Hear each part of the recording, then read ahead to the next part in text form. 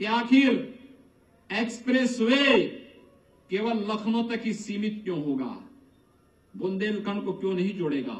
भाइयों बहनों, बुंदेलखंड को एक एक्सप्रेस हाईवे के साथ हम जोड़ रहे हैं। आगरा से झांसी, झांसी से चित्रकूट और चित्रकूट से इलाहाबाद।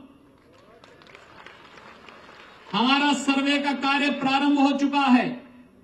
सर्वे की रिपोर्ट आते ही डीपीआर बनेगा और डीपीआर बनते ही हम इसको अगले वर्ष तक काम भी प्रारंभ करवा देंगे। जिस दिन बुंदेलखंड का एक्सप्रेसवे बनेगा, व्यापक पैमाने पर एक्सप्रेसवे के दोनों ओर औद्योगिक गलियारा बनेगा, उद्योग लगेंगे और यहां के नौजवानों को रोजगार और नौकरी के लिए दिल्ली, मुंबई, सूरत या बेंगलोर और हैदराबाद नहीं जाना पड़ेगा, बल्कि मेरा मानना है देश के लोगों को नौकरी और रोजगार के लिए बुंदेलखंड आना पड़ेगा।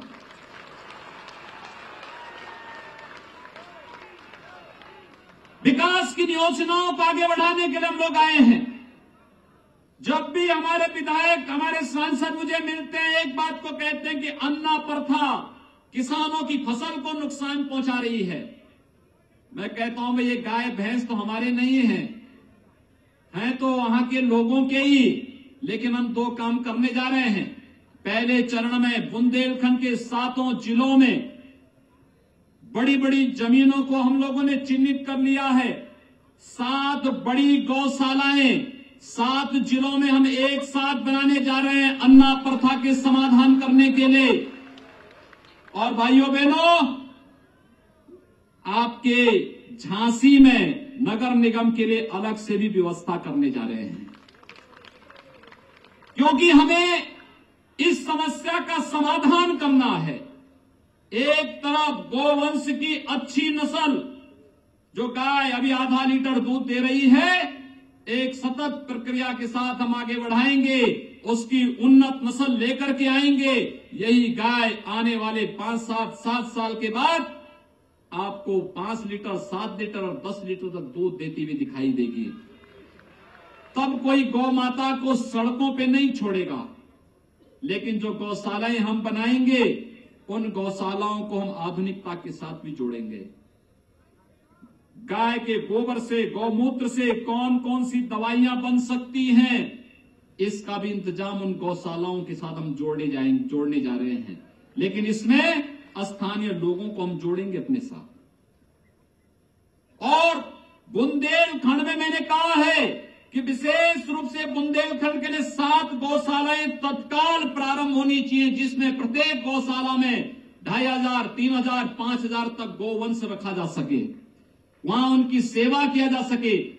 और इस दिशा से कार्य योजना हमारी प्रारंभ हो चुकी है। गौ सेवा आयोग ने इस पे कार्य प्रारंभ कर दिया है। नगर निकाय चुनाव नहीं होते तो बुंदेलखंड के 4 जिलों की कार्य योजना के लिए शिलान्यास के लिए लोग मेरे पास आए थे, लेकिन चूंकि नगर निकाय चुनाव में व्यस्त होने के नाते मैं समय नहीं दे पाया। लेकिन नगर निकाय चुनाव की तत्काल बाद मुझे बुंदेलखंड आना है और उन गौशालाओं की शुरुआत करने के लिए आऊंगा। स्थानीय जनता का सहयोग भी चाहूंगा और साथ साथ यहां की अन्ना प्रथा की समस्या का समाधान भी निकालूंगा। भाइयों बहनों, शहरी क्षेत्र में हम लोग रहते हैं, लेकिन शहरी क्षेत्र में साफ सफाई की व्यवस्था पिछली सरकार ने अच्छी नहीं बनने दिया। जब नगर विकास मंत्री अपने घर में बैठ करके सफाई का ठेका देगा तो झांसी की सफाई नहीं हो पाएगी, ललितपुर की, हमीरपुर की, चित्रकूट की सफाई नहीं हो पाएगी। ये काम लोकल बोर्ड का है, मेयर का है, मेयर के नेतृत्व में बनने वाले बोर्ड का है। जब मेयर के अधिकार को सीमित करेंगे, चेयरमैन अधिकार को सीमित करेंगे और नगर विकास मंत्री अपने चहेतों को ठेका देगा तो विकास नीचे नहीं होगा। पिछली सरकारों ने यही किया था, उन्होंने विकास नहीं होने दिया, विकास के नाम पर जनभावनाओं के साथ खिलवाड़ किया। हमारी सरकार चाहती है ये नगर निकाय अधिकाधिक सक्षम बने, जवाबदेह बने, सड़क, बिजली, पानी की व्यवस्थाओं से आम जनता को वंचित न करके बल्कि जनता को सुविधाएं उपलब्ध करने के लिए अपने आप को तैयार करें, अपने आय के स्रोतों को भी विकसित करें और साथ ही साथ जन समस्याओं के समाधान के लिए हमेशा तत्पर रहें। इस दिशा से भारतीय जनता पार्टी आपके पास आई है। भारतीय जनता पार्टी इसीलिए आई है कि जिससे इन समस्याओं का समाधान होता हुआ दिखाई दे। और हम लोग इसलिए आए हैं कि पैसे की कमी होने नहीं देंगे, लेकिन पैसे का दुरुपयोग भी नहीं होने देंगे। ये पैसा किसी एक व्यक्ति का नहीं होता है, ये प्रदेश के 22 करोड़ जनता का पैसा है। ये पैसा को किसी इसको दुरुपयोग करने की छूट नहीं देंगे। प्रदेश के 22 करोड़ जनता के हितों के लिए पैसा लगेगा। और जिससे आप सबसे अपील करने के लिए आए हैं कि हम लोगों ने नगरीय क्षेत्रों में व्यवस्था तैयार की है। ठेला, खोमचा, रेड़ी और पटरी व्यवसायी बेचारे जहां तहां लगाते हैं, सड़कें भी संकुड़ती जा रही हैं और उनका शोषण भी होता है। उनको शोषण से मुक्त भी करना है और सड़कों को अतिक्रमण से भी मुक्त करना है। इसके लिए हम लोगों ने एक नई फेरी नीति तैयार की है। ये फेरी नीति उनका व्यवस्थित पुनर्वास करेगी, उनकी आजीविका पर भी आंच नहीं आएगी और सड़कों को अतिक्रमण से मुक्त भी करेगी, जिससे आम जन का आवागमन व्यवस्थित हो सके, अच्छा हो सके। भाइयों बहनों, हमारी सरकार ने यह भी निर्णय लिया है कि पूरे नगर निकाय क्षेत्र में, नगर निगम हो, नगर पालिका हो, नगर पंचायत हो, जितनी भी स्ट्रीट लाइट है, ये street light LED street light में बदलेगी। हम लोगों ने भारत सरकार के उपक्रम ईएसएल के साथ एक समझौता दस्तावेज पे हस्ताक्षर कर लिए हैं। वाराणसी, इलाहाबाद, लखनऊ, गोरखपुर, अलीगढ़, इन तमाम नगर निगमों में हम लोगों ने एलईडी स्ट्रीट लाइट का काम लगभग पूरा कर दिया है। झांसी का नंबर आ चुका है और हम लोग कह रहे हैं पहले चरण में नगर निगमों में, दूसरे चरण में नगर पालिकाओं में, तीसरे चरण में नगर पंचायतों में हम लोग एलईडी स्ट्रीट लाइट लगाएंगे।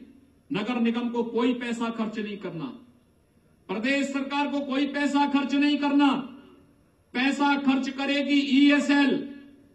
और जो पैसा बिजली का बचत होगा, क्योंकि जब एलईडी स्ट्रीट लाइट लगेगी, एक तो पूरे शहर में एक जैसी लाइट होगी, और जब एलईडी स्ट्रीट लाइट होगी तो एलईडी स्ट्रीट लाइट के कारण एक जैसी रोशनी तो होगी ही, बिजली की बचत होगी। बिजली बिल का जो बचत होगा, उस बचत के पैसे को ईएसएल लेकर के 7 वर्षों तक आपके स्ट्रीट लाइट के मेंटेनेंस का कार्य भी देखेगी। यानी हो गया ना, आम के आम और गुठली के भी नाम। हम पैसा भी नहीं खर्च करना है, लेकिन 7 वर्षों तक आपकी स्ट्रीट लाइट रात्रि को जलती हुई दिखाई देगी, दिन में नहीं। दिन में जलने की आवश्यकता नहीं। ये लाइट जब रात्रि में जलती तो अच्छा लगता है, और इसीलिए हम लोग एक व्यवस्था के साथ उसको जोड़ने जा रहे हैं। भाइयों बहनों, प्रदेश के अंदर जब हम लोग सत्ता में आए, प्रदेश में गुंडा राज था, अराजकता थी, अपराध चरम पर था। अभी भी कुछ गुंडे, कुछ अपराधी, कुछ नगर पंचायतों में प्रत्याशी बन करके धमकाने का कार्य कर रहे हैं। लगता है उनको भी मालूम नहीं कि सत्ता बदल चुकी है और अपराधी अब कहां जा रहे हैं, ये हर एक व्यक्ति को मालूम होना चाहिए प्रदेश के अंदर।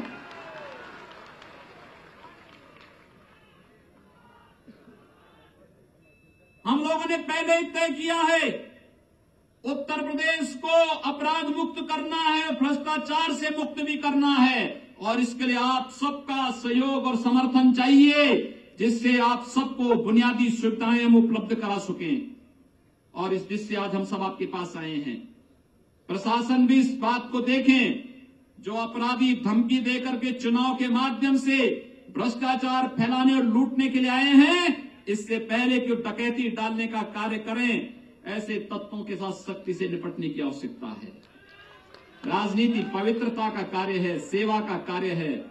लूट खसोट और डकैती डालने की इजाजत राजनीति किसी को नहीं देती है। राजनीति जैसे सेवा के पवित्र कार्य को कोई अगर कलंकित करना चाहता है भ्रष्टाचार के माध्यम से, तो सख्ती के साथ उसको रोकने की आवश्यकता है। और इस बात को सुनिश्चित कर लें कि मऊ-रानीपुर में और अन्य स्थानों पर भी जो मेरे पास मामले आए हैं, वहां पर प्रशासन इस बात को सुनिश्चित करेगा कि अगर ये अपराधी इसी प्रकार से धमकाएंगे तो फिर चुनाव के बाद क्या स्थितियां पैदा होंगी, इसके बारे में सोच लेने की आवश्यकता है।